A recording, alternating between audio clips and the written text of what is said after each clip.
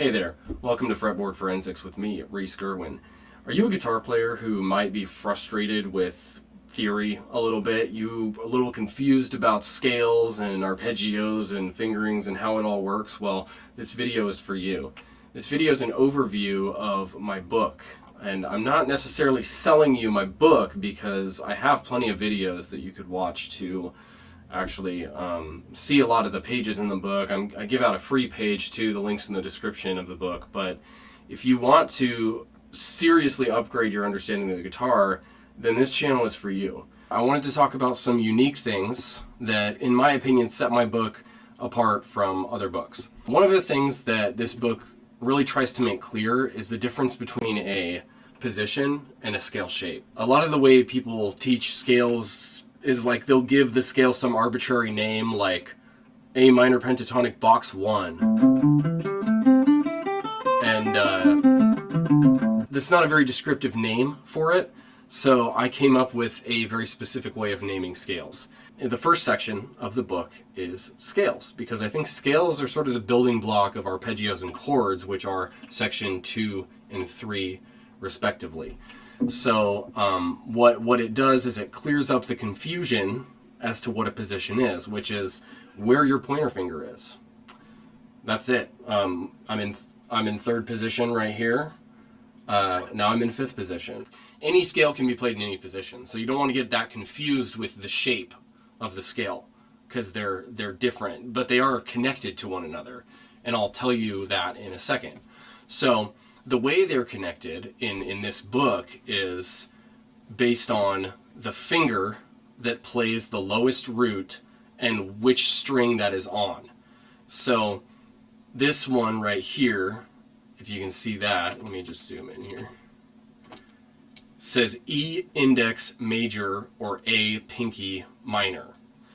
Well, that just means that if it's a major scale, my index finger's playing the lowest root on the E string. So if I'm playing this, that would be G major. And then my pinky would be playing the minor root, which would be E minor. So this would be a G major scale, and this would be in E minor scale.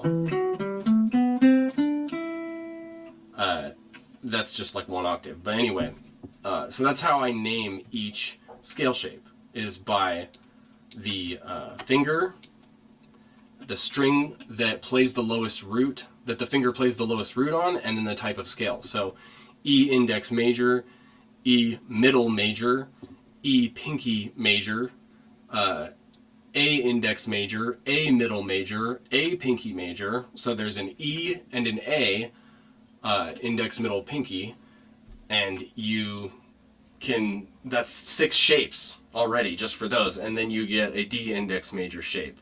So each scale in this book is formatted in this exact way, where there are 7 shapes for each scale. So I don't know if I came up with this name, but I call it 3 note per string minus 1, because each scale shape has 3 notes per string, except for the G or the B string, one or the other in a major scale. Pentatonic scales are obviously an exception because they're either 2 notes per string, or sometimes 1, or sometimes 3. But most of the time a pentatonic scale is 2 notes per string. So, and that doesn't matter which system you're using, unless you're doing some like advanced multi-position 3 note per string pentatonic shapes, but I'll make videos on that later. So back to scale shapes. So this is the major scale, major and minor scale, on one page. Okay, it's just one page. This is free, so you can go to the link in the description. You can have this page for free. It's just a PDF. You give me your email, get on my mailing list. I don't really send out that many emails. I just am trying to collect them for when I decide I want to. And anyway, so that'll help me in the future. But what really does help me is if you like and subscribe. That would be awesome. If you're still interested in this information, you're still watching, please do so. But this is the E line, right? So to play up the neck, right? Because everybody wants to know how to play up the neck, like they want to go like this, right? Well, you actually have to read it backwards, because I didn't really think about the way I formatted it in those terms. I just thought E string index, E string middle, E string pinky, A string index, A string middle, A string pinky, D string index, right? And so this would be like the E shape in the caged. Both of these are. This is the G shape in the caged. This is the A shape in the caged system. Both of these are. And this is the C shape in the caged system, and this is the D shape in the caged system. So that would mean like the cage kind of skips some in-between positions, not for any other reason than it just doesn't really align with the acronym and some of the fingerings. Yeah, I don't know. I was a little unsatisfied with the cage system. It just wasn't buttoned up enough for me. So I started studying this one. You might call it the Berkeley system. I call it 3 note per string -1. I'm sure there's other names for it, but these are just diagrams that I made and the whole page. So you have these charts. So these charts are transposable charts. Okay, so this book, one of the unique things about this book is it makes you use music theory and use the notes on the fretboard in order to learn your scales. Because if you don't know the notes on the fretboard, you're not, in my opinion, like even really an intermediate guitar player. And if you can be offended and like dislike this video, or if you don't like my scale naming system, like some people disliked my last video, then okay, I don't really care. This has logical foundations. Okay, my book is based on logical, you could even say philosophical, because you have 4 fingers, and there's a way to use all 4 fingers that makes mathematical sense, and that can, in turn create art, right? So anyway, so I put a lot of thought into this book, right? Even though it's all mostly diagrams. That's it. Like, it's mostly diagrams. So the page you're going to get the most out of is free. The major and the minor scale. You can learn the entire scale all over the neck. And like step 1, if you want to do that, is just make this open circle right here C, right? So that's the 8th fret on the E string. Okay, so play with each finger on the 8th fret of the E string. Go to the A string, play the C on that one. Do the middle, the pinky. Well, the pinky would have to be up here because it wouldn't really make sense to do the pinky down here. I'll make a video on how to play all of your first position scales because they're different than these diagrams. But real quick, these diagrams, 1S, 1, 2, 3, 4, 4S, that's the fingering of the scale diagram. So you read it left to right, bottom to top to go up the scale, right to left, top to bottom to go down the scale. Okay, so this one that we're looking at right here would be, if I'm playing in C major, move over so you can see it. So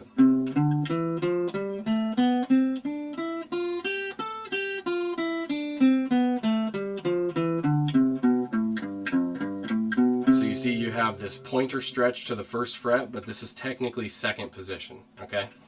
That's explained in the book. And here is your little 12 pitch step circle. So if each of these little nodes is a fret, you take the string, basically, a guitar string. This is from like 0 to 12, right? This would be 0 and 12, and this is what the major scale looks like inside a circle. Okay, you might have seen these before, but notice that it is a bilaterally symmetrical. If you put a line right here, it's bilaterally symmetrical, which might have something to do with the, philosophical nature of the major scale being more balanced than other things. I don't know. But anyway, it's cool. It's neat. I love it. And then here we have a little bit of theory. So these are intervals, right, of the major scale. So you get your root, C, you get your major 2nd, you get your major 3rd, you get your perfect 4th, perfect 5th, major 6th, major 7th, and then of course the root again. So this is just telling you like how a major scale is constructed. The modes, right? Ionian is major. Notice that they're the same. Dorian is a minor scale with a major 6, right? I have another video about modes. You should check it out. And here's a little global transposable fretboard. So these are all transposable. You can play in every key with all of these. And my whole channel is about like how to use this book. Okay, so that's scales, right? So here's harmonic minor, melodic minor, harmonic major. You get major, minor, pentatonic. There's some interesting shapes here that nobody uses often anyway. There's a couple, you could see duplicate notes in here because this kind of is more in line with the caged system, and I thought I would, kind of keep that. These fingerings, by the way, you don't have to use these fingerings. They're just suggestions for being in a position, right? I'm just following mathematical logical rules to make these diagrams. This book is not here to tell you like you have to use your pinky right here. It's just an idea.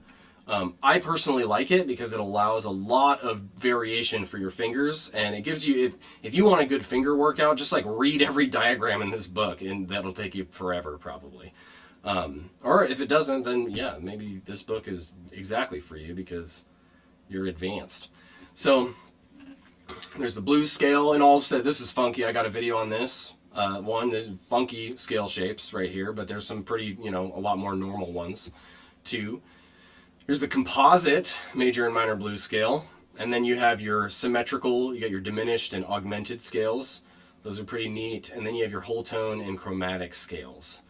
So that is the scale section. Arpeggios are great. Like the arpeggio section is where it's at, in my opinion. I think they're the most fun to practice.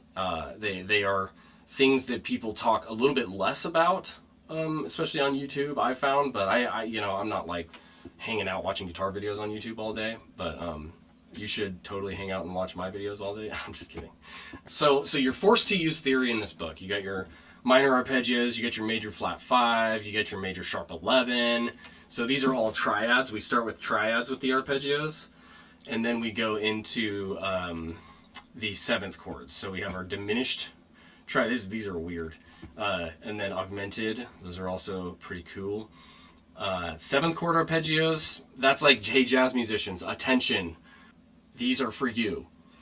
So we have our major, and then check it out. We got an alternate root for the major 7 arpeggios, okay? Because it could be a minor with a flat 6, okay? So this is an alternate root. So I'll real quick kind of explain that, because there's alternate roots all over this book. So if I'm playing a C major 7 in 7th position, this is a very, very common, very, very common arpeggio. A lot of people play it, right? It's great. I love it. So most people call it C major 7, but I could call it E minor flat 6.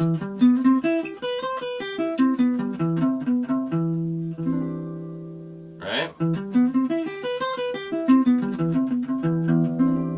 Ooh, it's kind of cool. It's a very Aeolian sound. If you're really trying to capture the Aeolian sound, that's a great way to do it. And heck, you could give it ooh, yeah, anyway. Okay, more videos on applications, but that's what I mean by alternate roots. So then you have some diatonic functions. You got these interval constructions here. I'm gonna expand on all this and make more application videos. So if you're kind of like, cool, diagrams are great, I love finger exercises, because that's what these are really awesome for. But you want more application? Oh, don't worry, I'll get to that. So minor 7, we got major 6, because like why make a whole other page for major 6 when they're the same thing as minor 7, right? You just have to have an alternate root listed. So that's what these are all about. Root of major 6, right? Okay, so there's your dominant chords. Here's your half diminished chords, arpeggios, I mean. Of course, you could read these like chords. Could always do that. But there is a whole chords section. So here you have your major 7, sharp 11. By the way, the delta symbol means major 7. You don't need a delta symbol for a triad. Some people think a delta means triad, but it doesn't. It means a triad on top of a root. And it means major 7. Otherwise, you wouldn't need a delta, because the letter by itself means major, right? So major 7 flat 5, that's what the delta with the flat 5 means, or it says major 7 flat 5 right here. So anyway, I tried to make it pretty accessible to most people. It doesn't look too weird, right? But this is a cool arpeggio, major 7 sus 2. Check that out. I should make a video on that. 7 flat 5. We got 7 sharp 11. Yes, they're different. 7 sharp 5, 7 plus 5, or you could even do 7 plus 7 sus 4. So yeah, check it out. Whoa, wow, minor major 7. You get your diminished. Diminished major 7, that's a great arpeggio. Love that one. If C diminished major 7, let's see which one of these.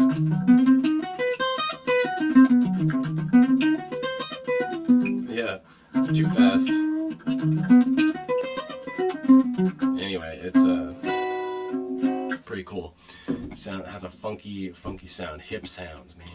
So we have section 3, 4-note chords. Okay, so triads I didn't really like do a chord section for triads because I had all these triad arpeggios listed in the beginning of the triad section, and I figured like if you want to study your triads, you could just treat these like little chord charts, right? So I just don't think they're particularly it's not very necessary to do that. But for 7th chords, it was very helpful, I think, to have these diagrams. So these are formatted differently. This is the one section that's formatted a little bit differently than the rest of the book. So we have this drop 2 7th chord type inversion in string. So in my opinion, as an experienced jazz guitar player, all you need are 7th chords. You don't really need to study extended chords like sharp 11, sharp 9, 13. Like, you can get those and it's fine to play those, but before you even really play those things, you should just do your regular 7th chords. And here's why. Because every extended chord is a rootless 7th chord replacement chord, okay? Which means, for example, a C major 9 is just an E minor 7 over a C. That's how you could think of it. And if you played an E minor 7 arpeggio over a C major 9, it would sound very appropriate, right?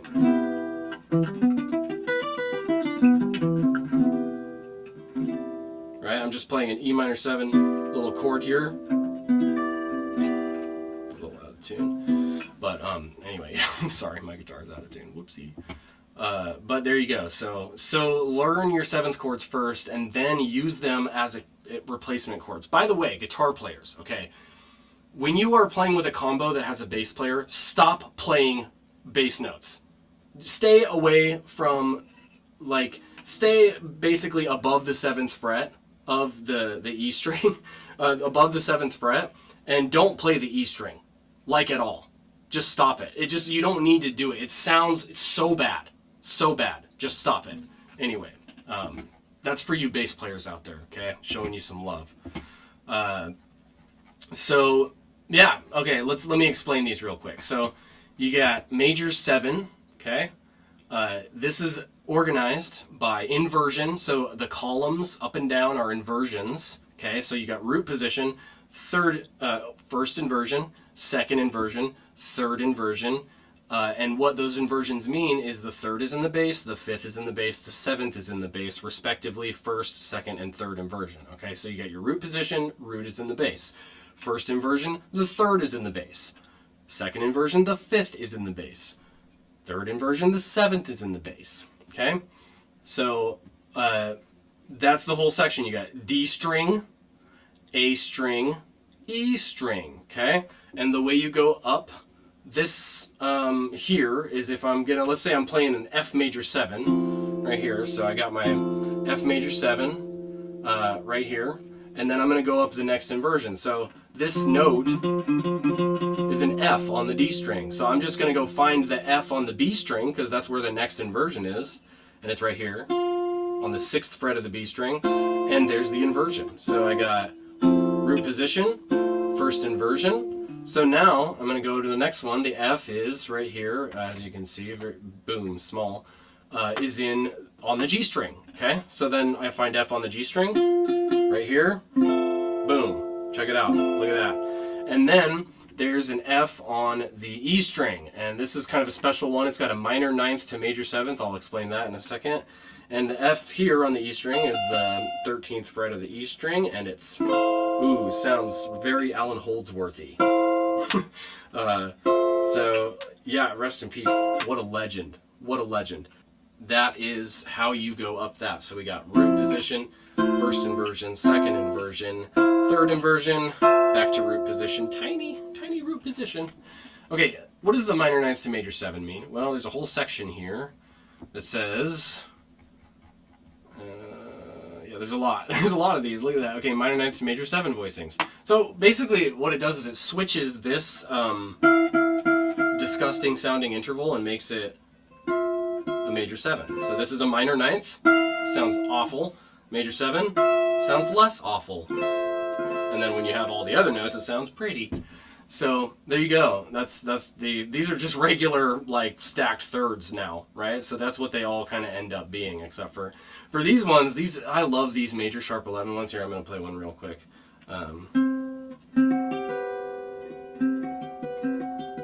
Yeah, C major 7 sharp 11.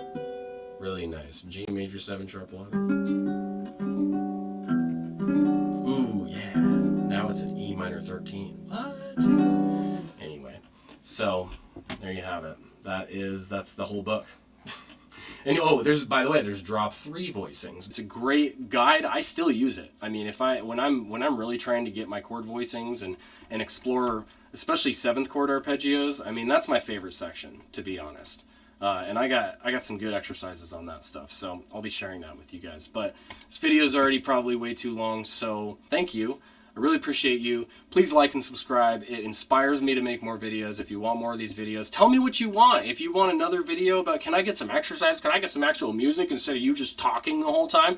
Of course you can. I plan on doing that. But like, let me know if you want something specific. I would love to have input and feedback, okay?